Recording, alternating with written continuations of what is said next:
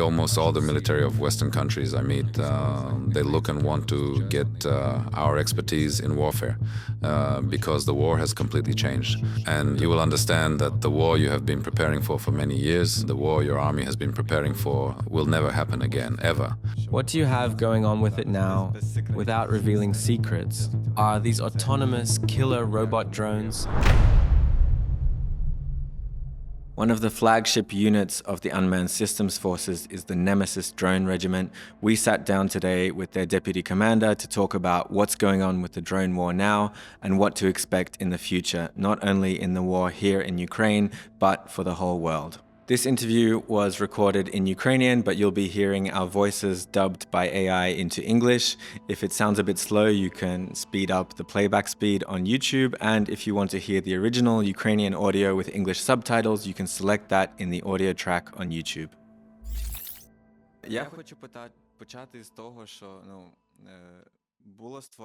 I want to start with the fact that when the Unmanned Systems Forces were created, the whole world saw it as a turning point in the history of warfare.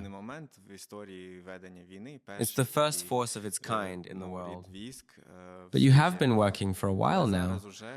What are the Unmanned Systems Forces now, and what role does the Nemesis Regiment play in them? I think that the full-scale war that unfortunately is taking place in our country is a time of great changes, challenges and progress. The creation of the Unmanned Systems Forces, I believe, is great progress, which is the result of the war's evolution that is unfortunately taking place in our country. The best experimental units for the use of all types of unmanned systems are combined here. I believe that in this regard we are ahead of our enemy, ahead of all other armies of the world. We are the first to apply our unmanned systems experience to carry out strikes, for logistics and everything else. Doing so as a unified branch of the armed forces, I believe that this is the progress and breakthrough of the Ukrainian army. When it was first created, some raised the question of why or where did this need to create separate unmanned systems forces come from?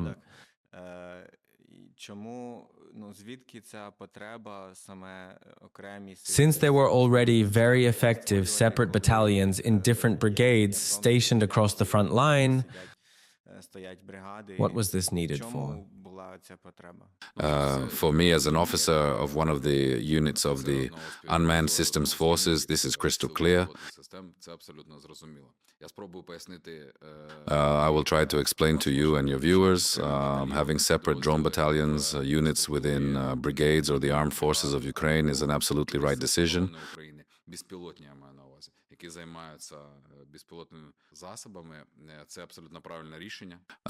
They must exist in parallel with the Unmanned Systems Forces. The Unmanned Systems Forces, which consist of battalions, regiments, brigades, accumulate all experience, all progress, all research and development achievements, and they have way more capabilities. I'm not talking about quantity, I mean quality.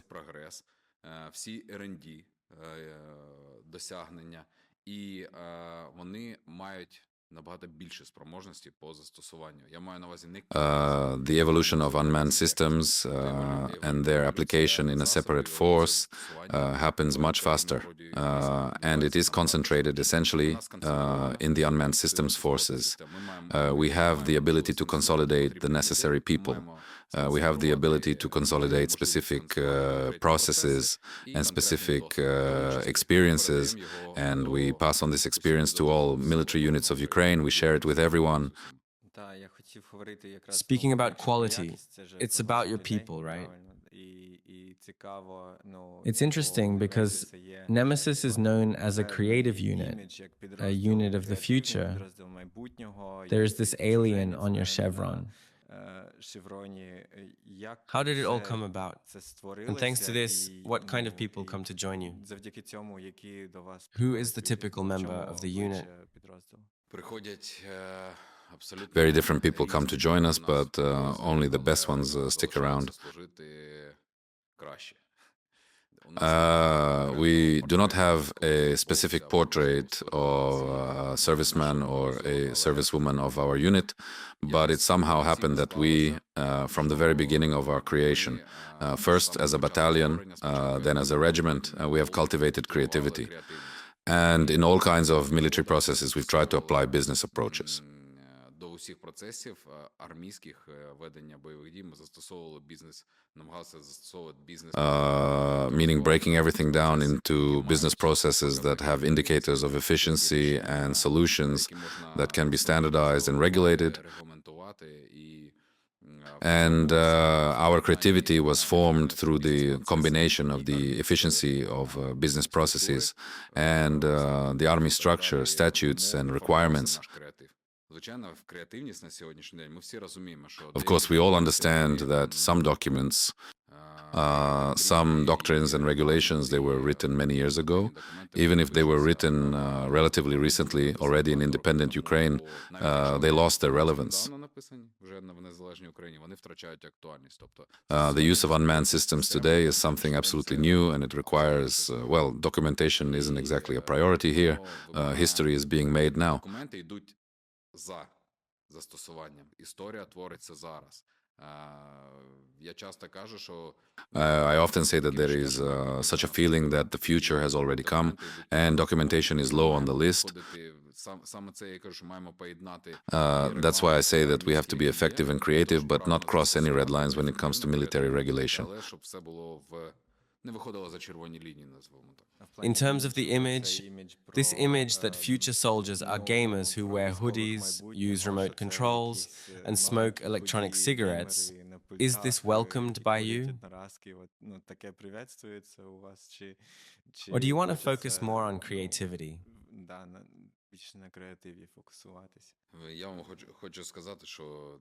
What you just described, a gamer in a hoodie who smokes electronic cigarettes, that's maybe 70% of the armed forces of Ukraine. We have about 90%, but this is the typical portrait of the youth today. And today's army, including our unit, is as democratic as it gets when it comes to style, clothing, everything else that's not happening during actual combat.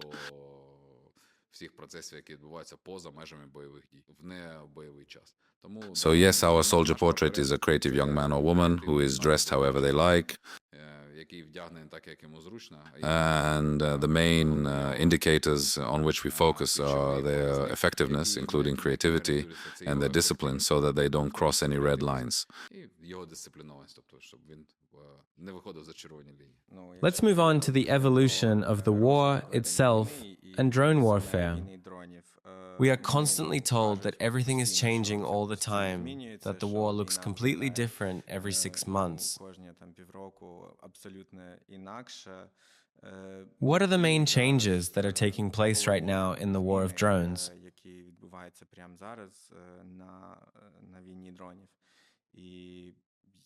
And what do you expect in the future, this summer, this year? You're right, the war is changing. And if before it changed more slowly, once a year, once every 6 months, now some tactical changes can happen within just a few months, a month or two, and there may already be changes. What to expect and what has changed, it's no big secret today. According to enemy statistics and the statistics of some of our units,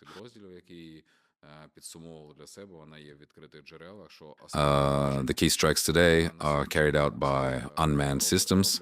These include drones of different types.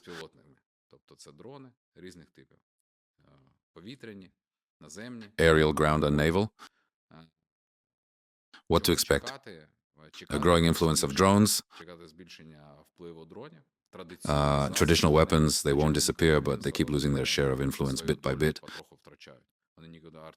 Artillery and the like, they won't go anywhere, but today, unmanned systems are responsible for most strikes.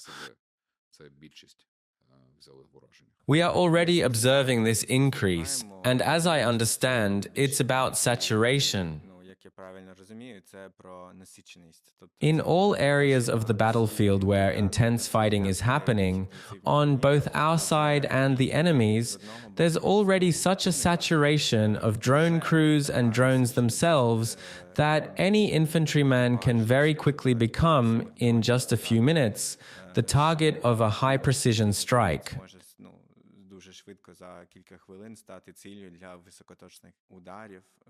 What could it look like if this continues to increase?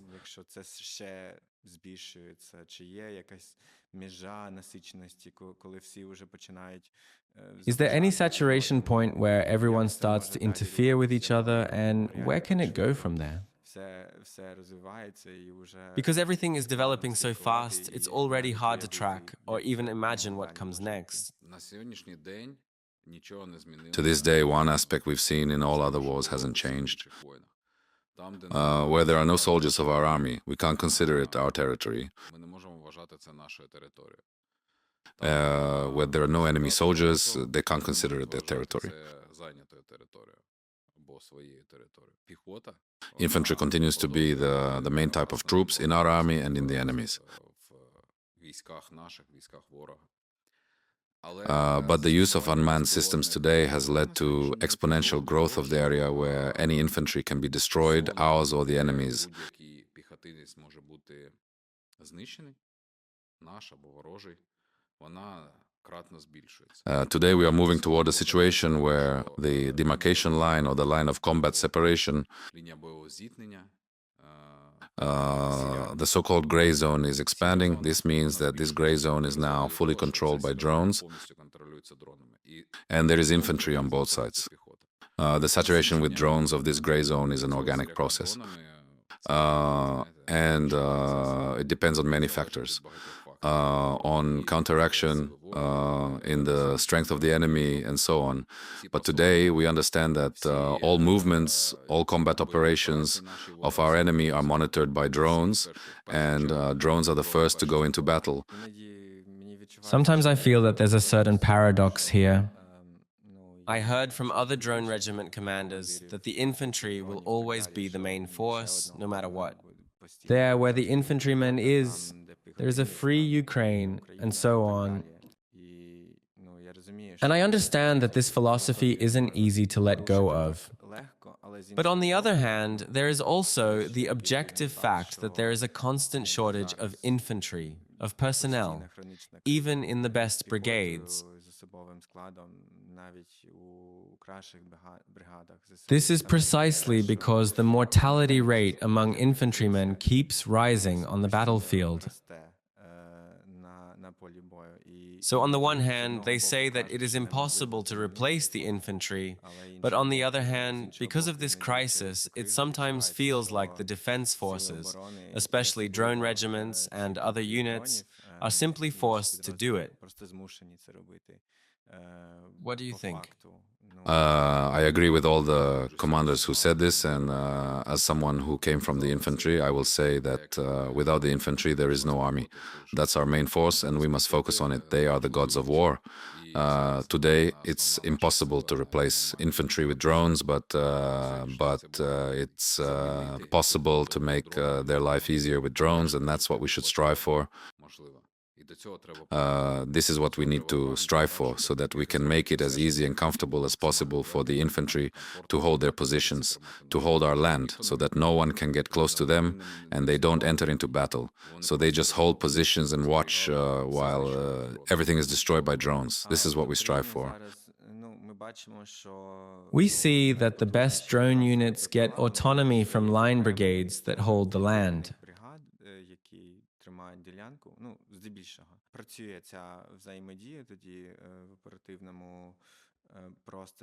These brigades hold a certain area and have their own drone units. How does this interaction between them work? Як це розвивається, ця взаємодія, що Україна зараз стоїть в обороні, тобто вас відправляють на гарячі... Are you then sent to the hot sectors of the front line to work behind these brigades? Знаходячи за цими бригадами... Є підрозділи, There are brigades that hold the line, hold the defense line. тримають смугу оборони. They have a drone component, companies, battalions, and so on.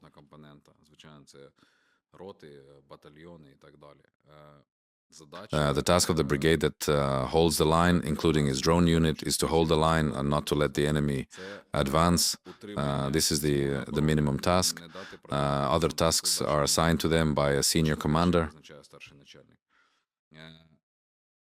Unmanned systems, forces units like ours, Nemesis, work and interact very closely with all the brigades that are in defense.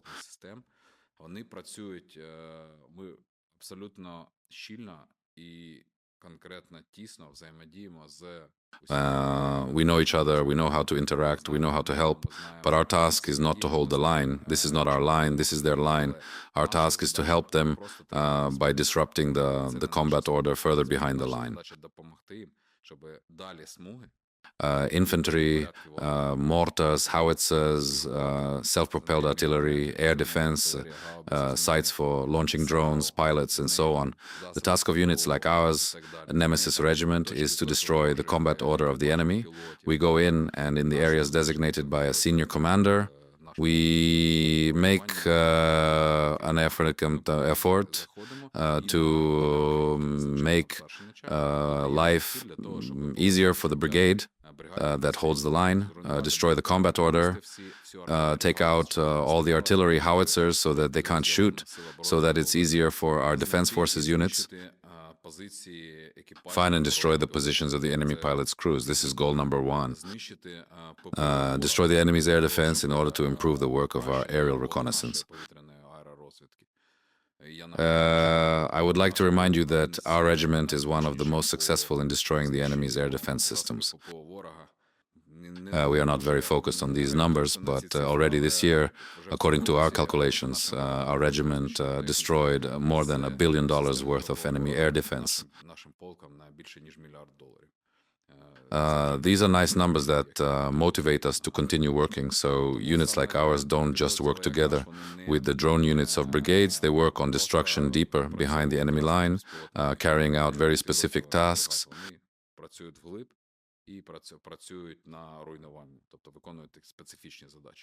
Before we continue the interview, of which we hope to do more and more of with prominent military commanders in the future, we'd like to remind you that all of our work here at the Kyiv Independent is only possible thanks to our community of members. There's now over 20,000 of them, and the club is still growing. We bring exclusive perks and just an opportunity to support independent journalism. If you want to join us, click the link in the description below. You said that the enemy's drone teams are the number one goal. Based on the news about losses, it seems that the enemy also searches for and aims at the Ukrainian drone teams.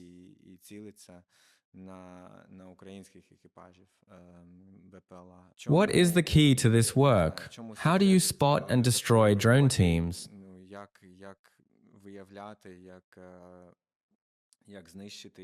And is there a feeling that one of the sides is now leading in this? Spotting and destroying them is a very difficult job. There are a lot of chain links involved. That is, an analyst works, analyzes the damage, analyzes the use of the enemy's unmanned equipment, determines the search zones for air reconnaissance. Air reconnaissance works, flies, searches where they can be in the designated areas. Then this data is processed by decryptors, analysts. They think, spot something, send it again. And in this way, they determine heights, radio horizons, and possible points. Then drone teams are sent in, flying to the designated points.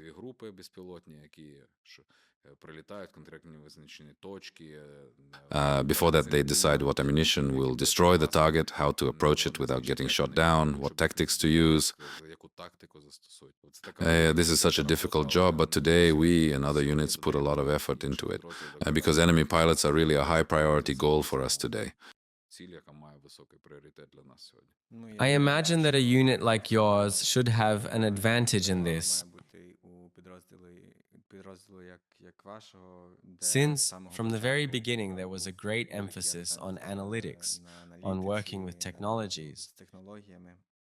In terms of technology, I would like to ask about fiber optic drones. It sometimes feels, based on the frontline footage, that this year is a year of fiber optics.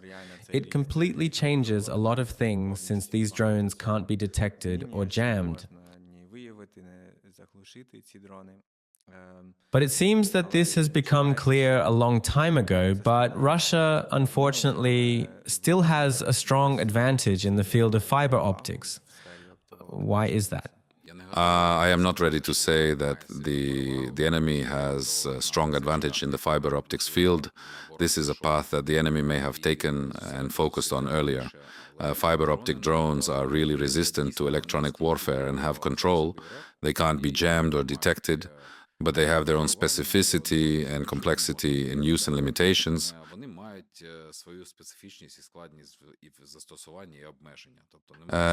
You can't say that a drone on fiber optics is a cure-all. If it successfully reaches its target, there's enough fiber, then yes, this is a big problem, but it has its own limitations. So this is an evolutionary path. As we said, the war is changing. It's calling for progress. Today, it is drones on fiber optics. In the future, there will be something new, I think. I can only say for sure that there will be unmanned systems, and how they will be operated, what technology they will use. This is just one of the technologies.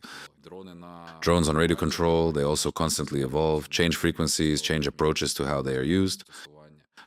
New transmitters continue to emerge, and many other hacks. This technology is also still developing today. It's not there yet. Fiber optics is one of the directions of unmanned systems. Before fiber optics started to be used on a large scale, people had expected that the main solution against electronic warfare would be autonomous drones with artificial intelligence.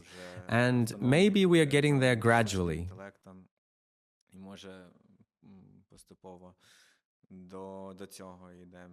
I'm curious how their role is being assessed now. Because it is interesting for everyone around the world who is watching the development of the war. It is interesting what role artificial intelligence plays now. Are these autonomous killer robot drones?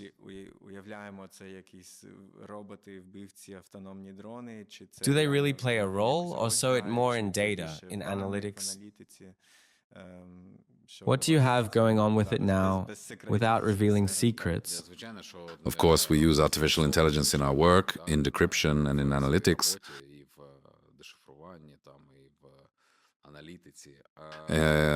Of course, there are drones that can use artificial intelligence for targeting and striking, but our unit's approach is that the decision is always made by a person. Artificial intelligence can help, but it can't make the decision. Then we can't delegate striking a target to artificial intelligence for it to fly and hit something, whether it will do it right or not. No, the decision must always be made by a person. This policy, is it first and foremost about the effectiveness of work or about ethical issues? First of all, about the effectiveness of work. We must know what we are striking. If a person is sure that this is the target, then they can give the command to destroy it. Artificial intelligence can help bypass electronic warfare zones. It can see better than the human eye. It can show where it thinks the target might be. But the decision must always be made by a person. I'm curious about your personal position as a representative of the unit of the future and the war of the future. Because on the one hand, there are all these ethical issues about always involving a person in the process, so that drones do not simply determine themselves who is a civilian, who is a soldier, and so on. But on the other hand, there is such an argument that a great confrontation is now beginning. The great new enemies are now Russia, maybe China in the future, and they won't care about these issues. With Western countries watching this, what would you advise them in this regard?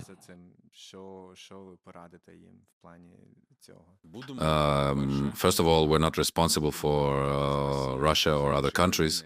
We're responsible for our army, for our defense forces, for our unit. Our policy is built in such a way that we, I repeat, use the decision of a person, and not just any person, but a responsible person who is designated responsible for this process. What would I advise the armies of the world that are friendly to us today?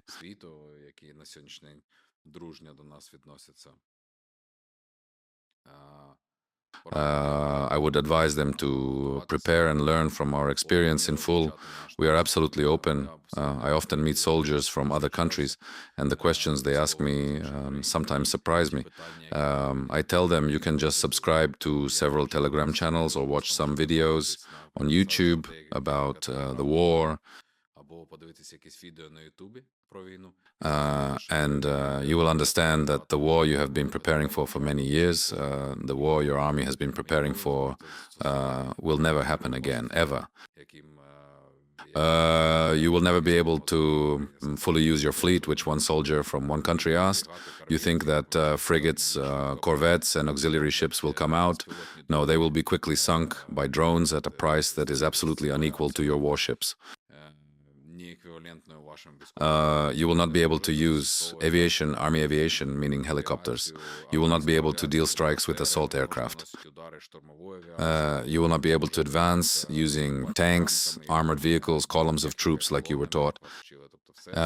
All this is in the past, all this is in the past. As of today, the war has absolutely changed. And what you have been preparing for, I tell them, and how you plan to fight, it is absolutely not applicable. Can you give examples of such questions that surprised you? Well, I was surprised by the fleet question. The fleet, yes. A soldier from one of the countries asked about using a fleet, and he was aware about our naval drones. We had talked about them at first.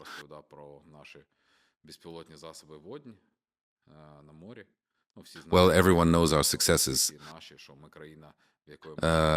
That we as a country with almost no fleet forced a country with one of the most powerful fleets in the world to retreat and hide all their ships. They have no military ships in the Black Sea now. He asked how the fleet can be used. I told him that they are unlikely to be able to use the fleet at all. I said you can use it as coastal artillery, coastal air defense to defend the coastline. If you go to the sea, then you will be quickly sunk by unmanned systems if dealing with a country that is ready for this.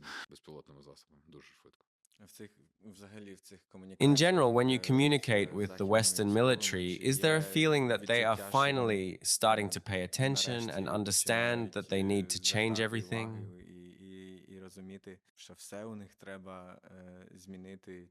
This is a good question. They see and understand it, but they do not have enough expertise. They often invest money and get something out of it, some unmanned systems. So there's some movement, some development, and then they show them to us and say, look, we have this system, it has already been developed, there is already a serial production. How do you think it can be used?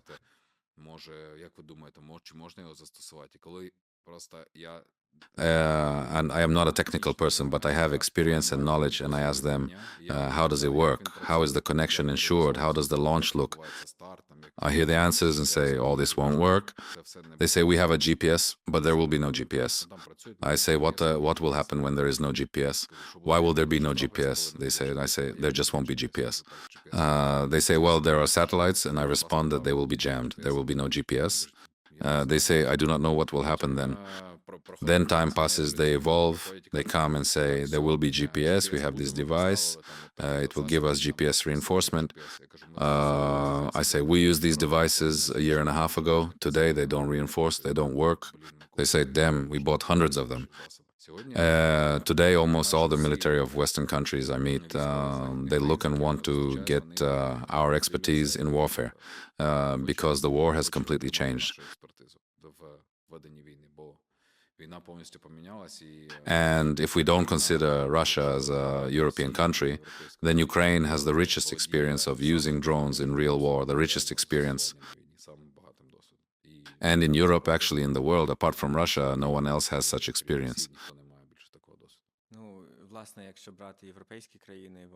If you look at European countries, they have now made a decision to significantly increase budgetary spending on defense, on ramping up their armies, because they've realized that the United States is no longer their security guarantor.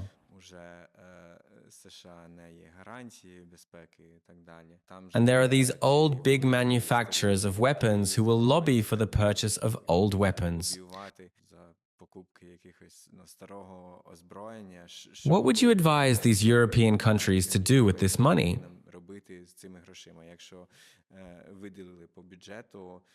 Is it the creation of unmanned systems forces of their own?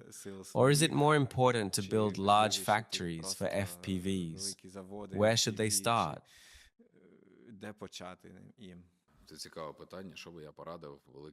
This is an interesting question. What would I advise large Western European countries?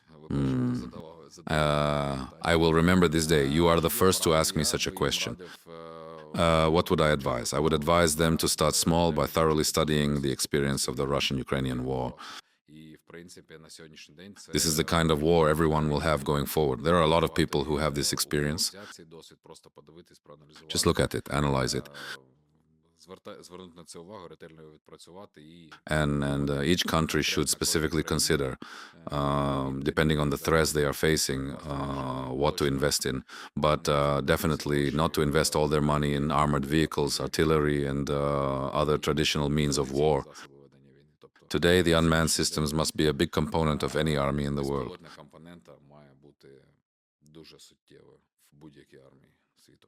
Probably the last question, if we return to Ukraine and the state of affairs now at the front, we see that the summer offensive of Russia is in full swing in several directions.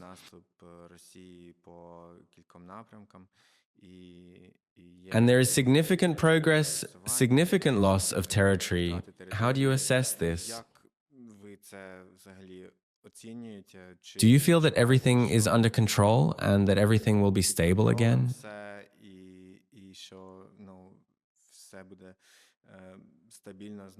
Or if we talk to Western partners, do we really need much more support to have the opportunity to stop Russia now?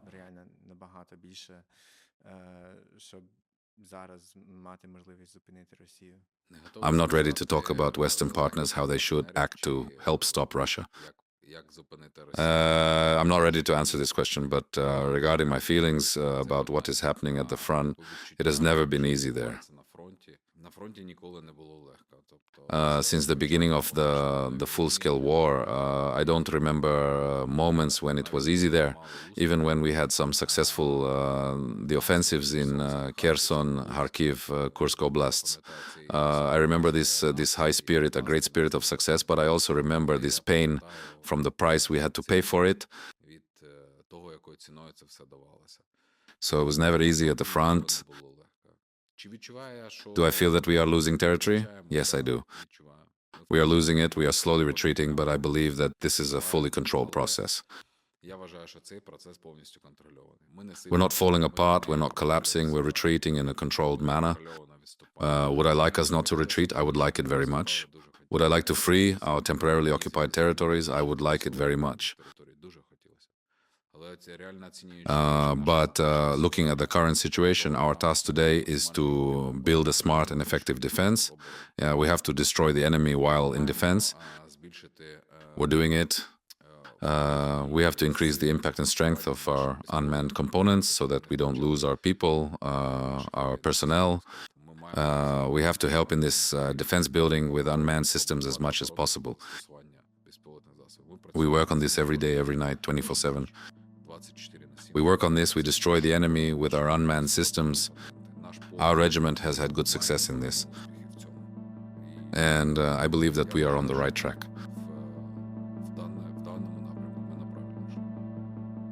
Thank you for watching this video. I hope it was interesting, and another reminder, if you're here on the Kyiv Independence YouTube channel, you might as well hit that subscribe button, hit that like button, share our content with your friends. It means a lot to us, and if you really want to help us continue to do our work, again, become a member of our community by clicking the link in the description below. Thank you.